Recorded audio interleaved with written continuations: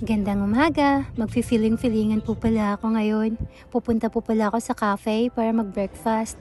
Ilang months na din kasi hindi ako kumakain sa labas.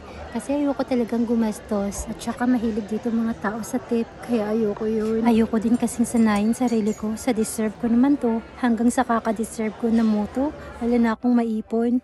Gusto ko sana sa Asian style na breakfast. Yung may kanin, langganisa, corned beef. Pero sabi ko, minsanan lang naman ako mag-breakfast sa labas, kaya mag-try na lang ako ng iba. Yung hindi ko usual na kinakain, ito pala yung na-order ko. Meron siyang hash brown, merong tinapay, merong steak, merong sunny side up. So far, okay lang siya sa akin. Medyo matagal kong naubos yung steak.